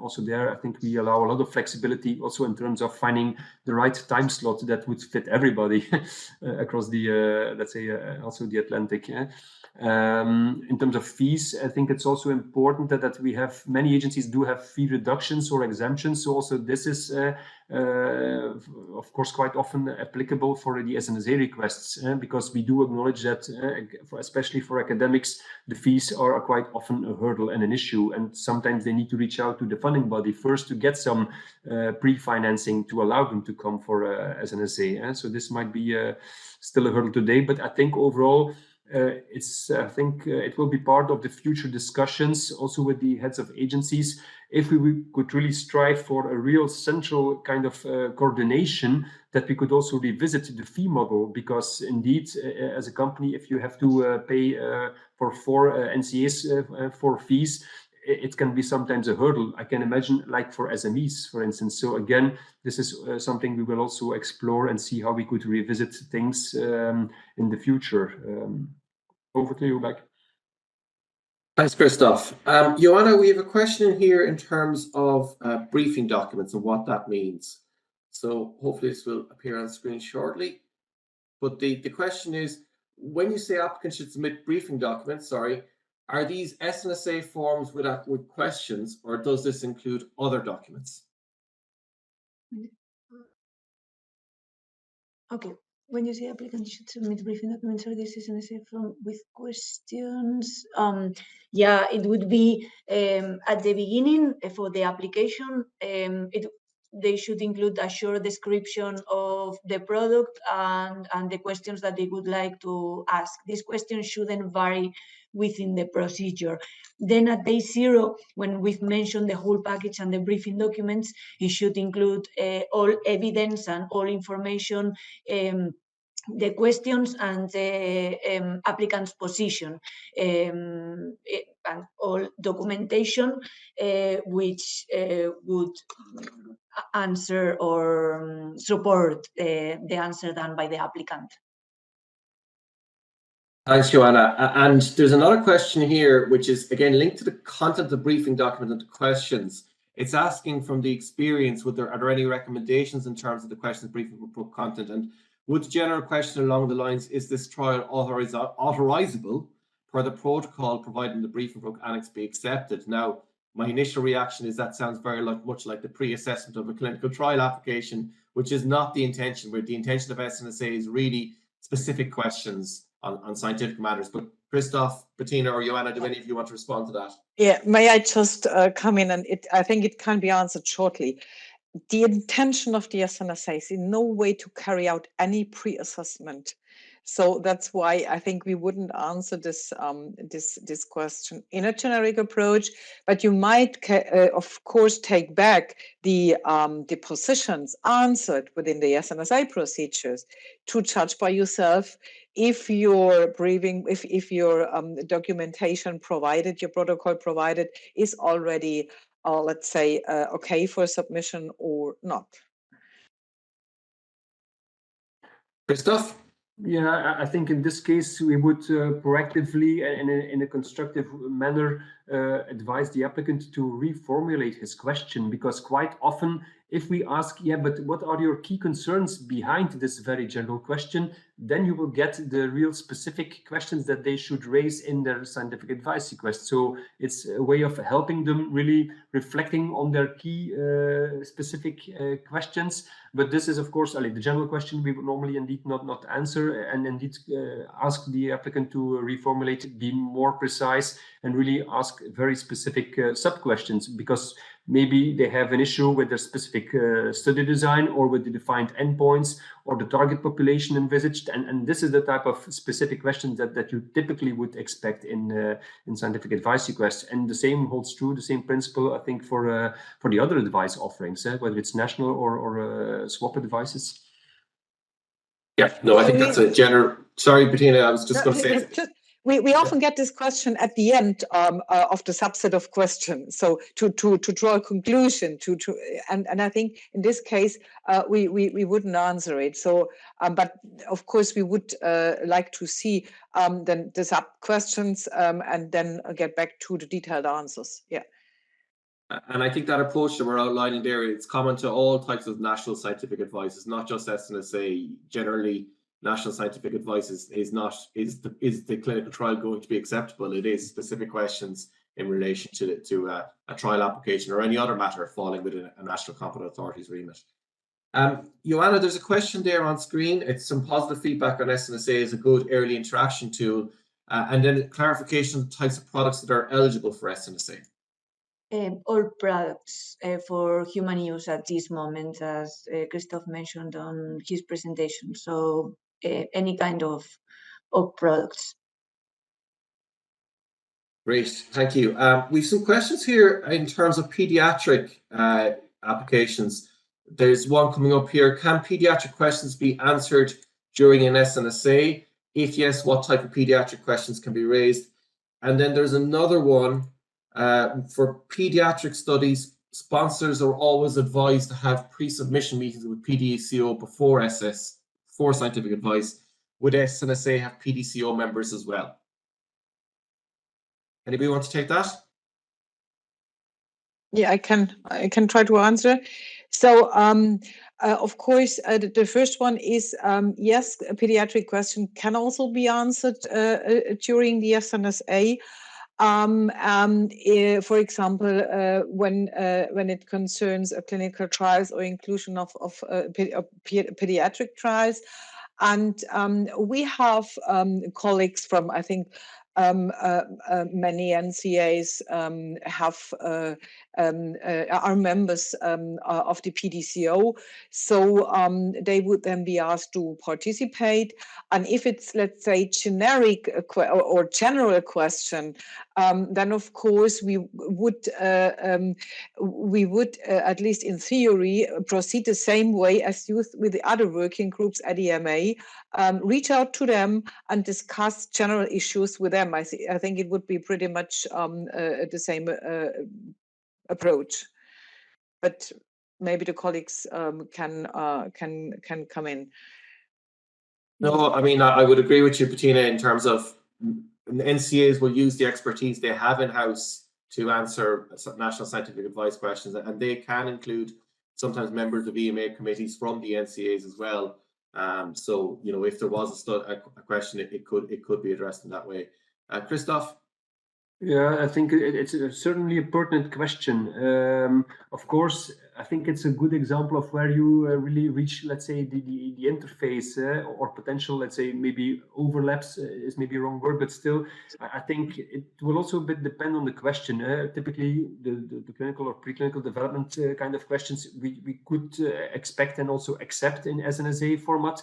Of course, being aware that we have PDCO under the roof of EMA colleagues, we need also to be, let's say, consistent, and that very specific questions, like if the company would ask questions about their pediatric investigation plan, I think logically, I think we would quite immediately refer that type of question to EMA, and maybe indeed in that respect suggest the applicant to seek swap advice where also PDCO colleagues are involved in when needed for pediatric aspects. So it could also depend a bit on the nature of the questions, but logically we also should avoid that companies spend time on seeking advice at national or SNSA level if for certain aspects they would rather go immediately to EMA level. So in that respect, I think we try to be as consistent as possible, and where needed also liaise with our colleagues from EMA and say, this is the type of question we got in, how do we deal in the best possible way here? Where do we take certain questions at SNSA level, or where do we revert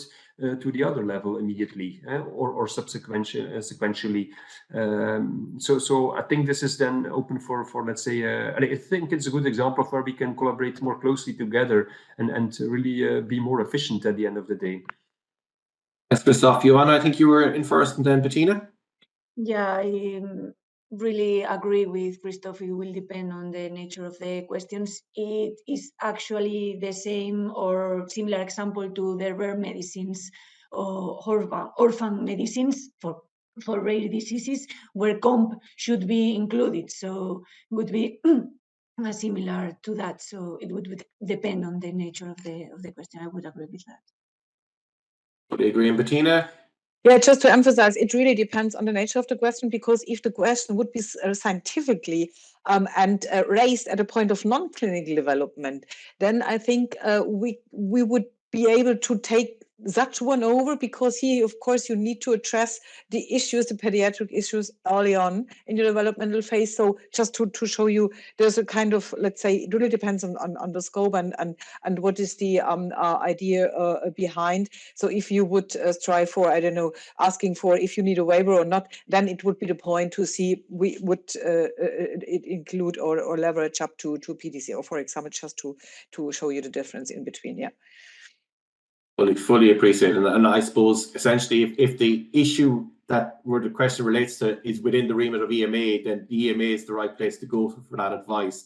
Whereas if the issue is, for example, a pediatric product being used in an early stage clinical trial and you want advice in relation to the product, that's something that might be feasible in an SNSA. Joanna, is there anything you want to add on that, Chip?